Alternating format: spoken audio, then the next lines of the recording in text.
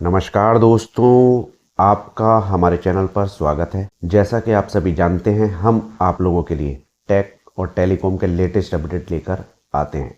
आज की news BSNL की तरफ से आ रही है। बीएसएनएल ने अपने नेटवर्क के लिए 99% अप टाइम का लक्ष्य रख दिया है। यानी कि आप इसको कह सकते हैं जियो एयरटेल को कड़ी टक्कर देने की तैयारी बीएसएनएल ने कर ली है। और इसके अंदर भारत सरकार भी बीएसएनएल का साथ दे रही है। तो क्या है ये पूरी न्यूज? 99% अप टाइम का क्या मतलब है? ये सभी बातें जानेंगे इस छोटी सी वीडियो में पूरी डिटेल में, जो आपको समझ में आएगी। उससे पहले आपसे कहना चाहूँगा कि वीडियो को लाइक कीजिए, शेयर कीजिए और छोटी छोटी वीडियो में ज़्यादा जानकारी के लिए चैनल को सब्सक्राइब कर लीजिए। तो चलिए दोस्तों, शुरू करते हैं।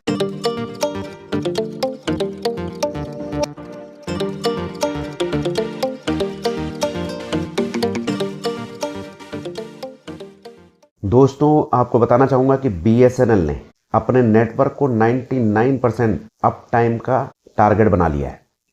तो ये 99% अप टाइम क्या चीज़ है?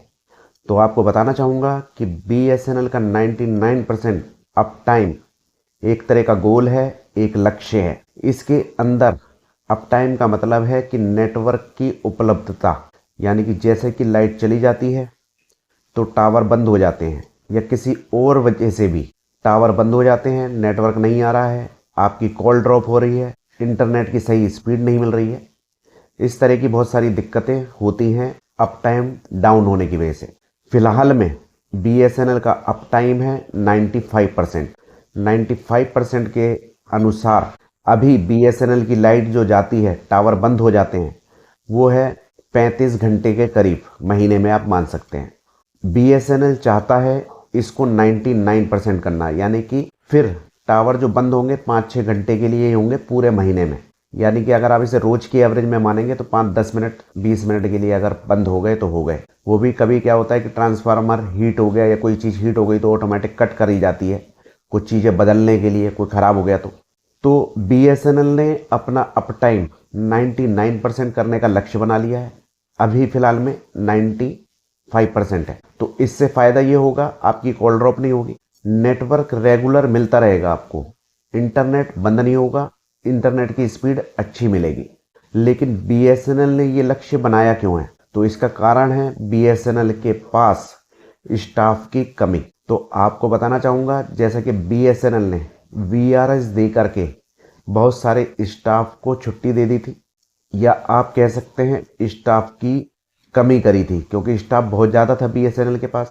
और बीएसएनएल कह रहा है कि इसी कमी की वजह से जो नेटवर्क खराब हो जाते हैं, कहीं पर दिक्कत हो जाती है या फॉल्ट आ जाता है लाइन में, या तार खराब हो गई, तो उसे बदलने के लिए वहाँ पर बंदे नहीं होते, यानी कि टेक्निकल बंदों की ज़रूरत है बीएसएनएल को। तो बीएसएनएल ने बोला है कि हमने अब इस तरह की दिक्कत को ख़त्म कर दिया है। अब कहीं पर भी फॉल्ट होगा तो कोई भी व्यक्ति एक जगह के लिए पाबंदित नहीं करा उसने कि ये बंदा केवल यहीं पे काम करेगा। अब बीएसएनएल उन लोगों की ड्यूटी दूसरे क्षेत्र में भी लगा दी है। मान लीजिए अगर कोई भी टावर में कमी आएगी, या नेटवर्क में कमी आएगी, या लाइट चली गई किसी कारण से, तो बंदे को तुरंत भेजा जाएगा कि आप ठीक करके आइए। मान लीजिए कोई बंदा इस क्षेत्र का है और लाइट खराब हो गई है दूसरे क्षेत्र में, तो उसको वहाँ पर जाके ठीक करनी होगी। ऐसा नहीं है कि उसकी ड्यूटी केवल यहीं के लिए है। तो बीएसएनएल अब अपने कर्मचारियों का मल्टीप्लाई यूज़ करने वाली है। ये न्यूज़ कुछ और है, इंग्लिश में लिखा है, मैं आपको इसको सरल शब्दों में बता रहा हूँ। अगर आप कहेंगे तो मैं आपको उस लैंग्वेज में भी बता सकता हूँ जो बीएसएनएल ने इस न्यूज़ में बताई है। आपको बताना चाहूँगा कि सरकार इसके अंदर बीएसएनएल की कैसे मदद कर रही है। तो आपको बताना चाहूँगा कि सरकार इस पर सीधी नज़र रख रही है।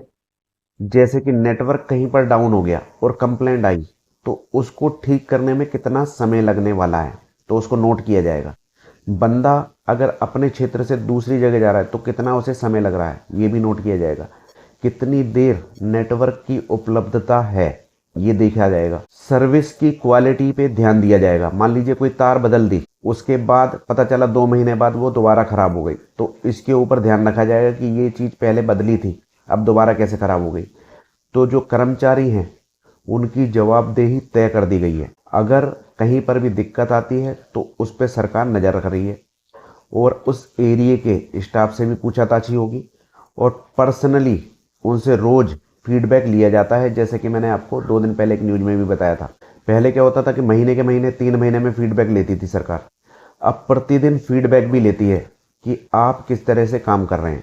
तो दोस्तों, इसके लिए सरकार और भी तरीके से मदद कर रही है। जैसे कि सरकार ने 3.22 लाख करोड़ रुपए के 3 पैकेज को मंजूरी दे दी थी इसके लिए। तो अब बीएसएनएल के पास में पैसे की तो कमी किसी भी तरह की है ही नहीं। तो बीएसएनएल अपने 4G नेटवर्क को अपग्रेडेशन कर रहा है और इंफ्रास्ट्रक्चर को मजबूत बना रहा है। स्पेक्ट्रम अलॉटमेंट में भी उसे किसी भी तरह की दिक्कत नहीं आने वाली है, क्योंकि पैसा सरकार ने दे ही दिया 3.22 लाख करोड़ रुपए। और सरकार चाहती है कि ग्रामीण कनेक्टिविटी भी बीएसएनएल अच्छी करे। तो इतनी सारी चीजें हैं जिस पे सरकार नजर रख रही है और काम कर रहा है बीएसएनएल।